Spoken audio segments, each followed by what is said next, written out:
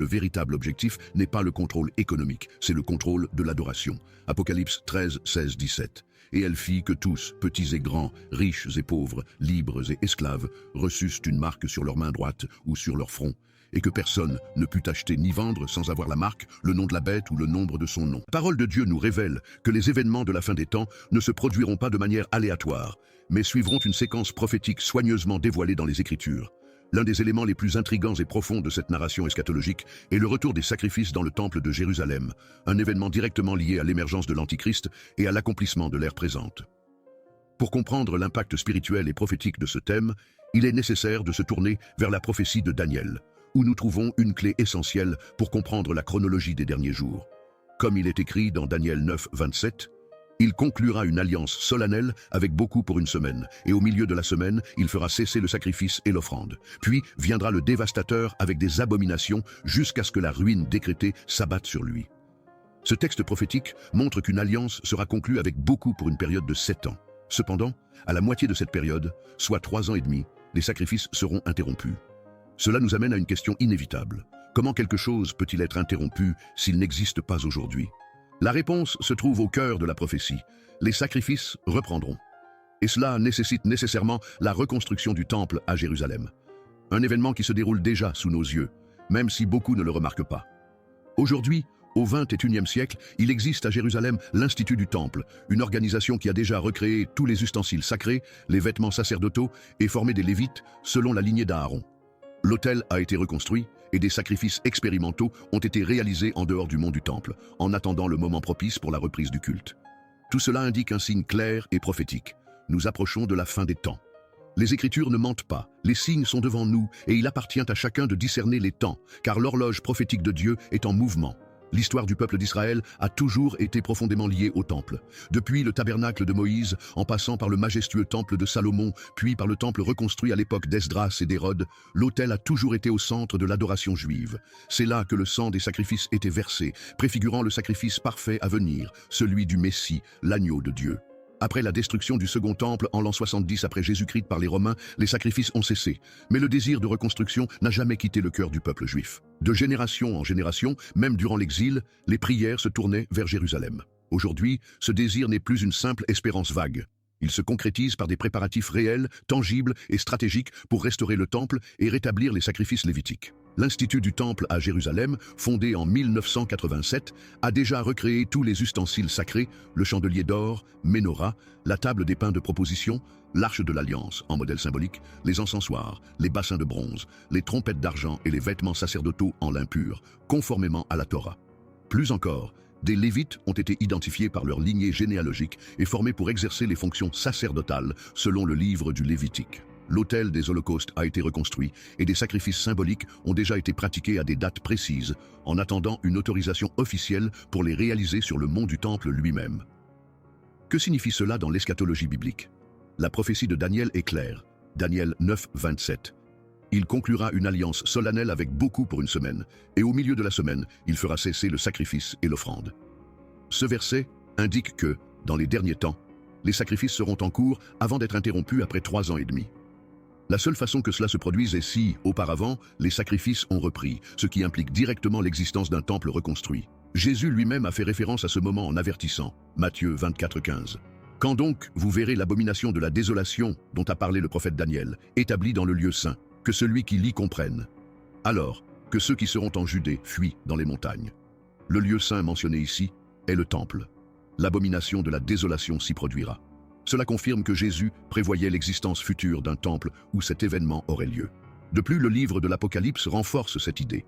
Apocalypse 11, 1. On me donna un roseau semblable à une verge, en disant « Lève-toi et mesure le temple de Dieu, l'autel et ceux qui y adorent. » J'en vois, dans les temps de la fin, un temple physique existant, au point qu'il doit être mesuré.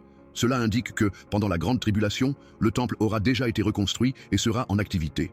Aujourd'hui, pour des raisons politiques et religieuses, le mont du Temple est contrôlé par les autorités islamiques, le Waqf.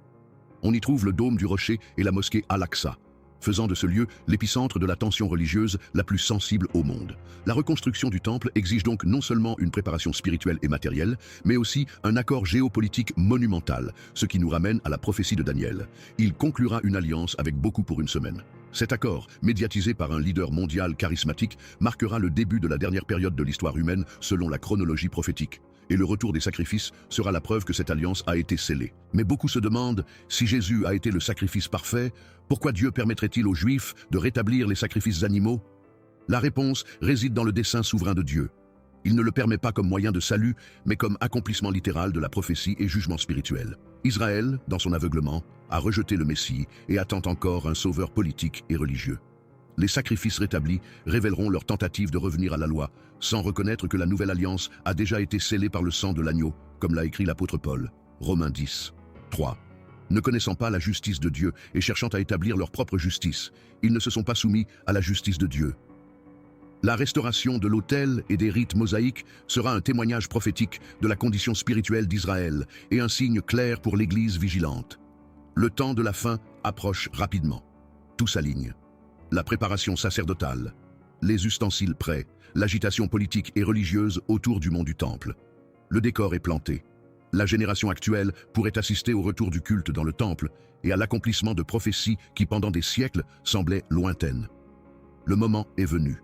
La prophétie s'anime et les yeux du monde, consciemment ou non, se tournent vers Jérusalem. L'horloge prophétique. Au cœur de la prophétie de Daniel se trouve une figure qui, depuis des siècles, inspire crainte et spéculation parmi les étudiants de l'eschatologie. L'Antichrist. Il n'apparaît pas d'emblée comme un tyran.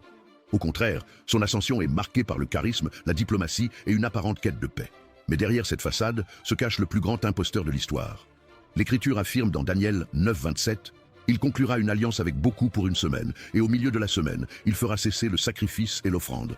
Puis viendra le dévastateur avec des abominations, jusqu'à ce que la ruine décrétée s'abatte sur lui. » Ce verset révèle le début de la dernière semaine prophétique, 7 ans. L'alliance sera un pacte entre l'Antichrist et beaucoup, incluant probablement Israël et d'autres nations. Il s'agira d'un traité de paix, garantissant vraisemblablement la sécurité d'Israël, et autorisant la reconstruction du temple et la reprise des sacrifices lévitiques. Pendant 3 ans et demi, le monde croira entrer dans une ère nouvelle d'harmonie. L'Antichrist sera perçu comme un médiateur planétaire, celui qui a résolu des conflits millénaires. Mais cette paix sera fausse, fragile et stratégique. Dans son épître aux Thessaloniciens, l'apôtre Paul avertit « Quand les hommes diront « paix et sécurité », alors une ruine soudaine fondra sur eux, comme les douleurs sur la femme enceinte, et ils n'échapperont point. 1 Thessaloniciens c. 5-3. La moitié des semaines, après 3 ans et demi, marquera le point de bascule. L'Antichrist rompra l'alliance, mettra fin au sacrifice et se révélera pour ce qu'il est vraiment, le fils de la perdition.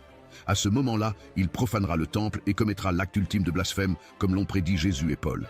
Jésus a mis en garde « Lorsque vous verrez l'abomination de la désolation dont a parlé le prophète Daniel, établie dans le lieu saint, que celui qui lit comprenne. Alors que ceux qui seront en Judée fuient dans les montagnes. » Matthieu 24, 15-16. Cet acte d'abomination sera l'auto-intronisation de l'Antichrist dans le temple, se plaçant à la place de Dieu. Paul le confirme avec force. Que personne ne vous séduise d'aucune manière, car il faut que l'apostasie arrive auparavant, et que se révèle l'homme du péché, le fils de la perdition, qui s'oppose et s'élève contre tout ce qu'on appelle Dieu ou qu'on adore. 2 Thessaloniciens 2, 3 à 4 étoiles, au point qu'il s'assiera dans le temple de Dieu, se proclamant lui-même Dieu.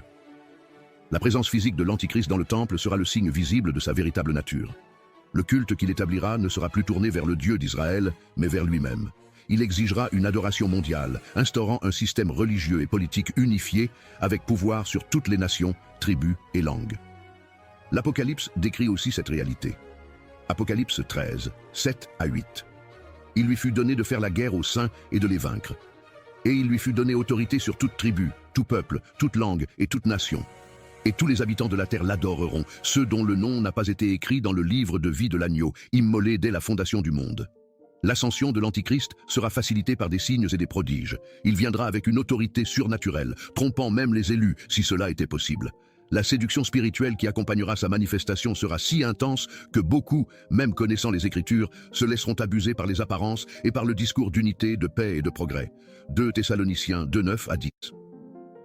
L'apparition de cet impie se fera par la puissance de Satan, avec toutes sortes de miracles, de signes et de prodiges mensongers, et avec toutes les séductions de l'injustice pour ceux qui périssent, parce qu'ils n'ont pas accueilli l'amour de la vérité pour être sauvés. Cette époque sera marquée par une apostasie profonde. L'abandon de la foi par de nombreux chrétiens nominaux créera un terrain fertile pour l'ascension de cette figure ténébreuse. Des églises se soumettront à un faux œcuménisme. Les religions s'uniront au nom de la paix mondiale, mais sous la domination de l'Antichrist. Cependant, cette période servira aussi de Tamis.